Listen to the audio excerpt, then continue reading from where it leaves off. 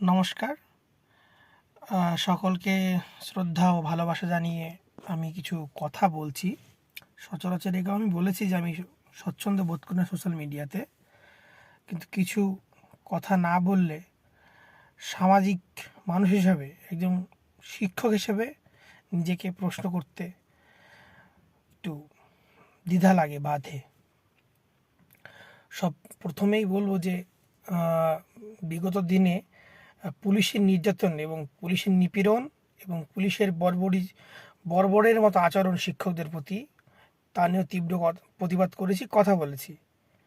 বিগত দিনেও দেখলাম যে কার্যত পুলিশি ক্যাডার, মানে পুলিশের নামে পার্টির ক্যাডার নামিয়ে দেওয়া হয়েছে শিক্ষকদের উপর, নিরীহ শিক্ষকদের উপর।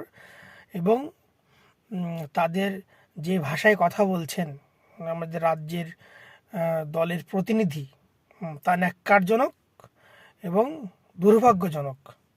তার পাশাপাশি একটা খবর যেটা আমাদের আশা জুগিয়েছে, যে কর্মরত শিক্ষকরা এই প্রতিবাদ জানিয়েছেন এবং আমাদের পাশে থেকেছেন। আমি সকল শিক্ষক শিক্ষিকাদের কাছে কৃতজ্ঞ এবং ধন্যবাদ জ্ঞাপন করব এই জন্য যে ওনারা এই আন্দোলনরত শিক্ষকদের পাশে এসে দাঁড়িয়েছেন এবং তাদের নৈতিক সমর্থন দিচ্ছেন। এবং তার সঙ্গে এটাও বলবো, যারা এখনও এই সমস্যার আঁচ গায়ে বুঝতে পারছেন না, তাদের বলবো তাদের জন্য কিন্তু দুর্দিন আসছে, ধেয়ে আসছে। আজকে যদি আপনার শিক্ষক বলুন তথা আপনার সমাজের যে কোনো মানুষের প্রতি যদি একটা অন্যায় আচরণ কোনো সরকার করে এবং আপনি যদি সেটা চুপচাপ মেনে নেন এবং সেটাকে সহ্য করেন, দুর্দিন কিন্তু আপনার জন্য ধেয়ে আসছে। আপনি ভাববেন না যে আপনি তো এই পেশায় নেই, বা আপনার সাথে এর সাথে এর কী সম্পর্ক।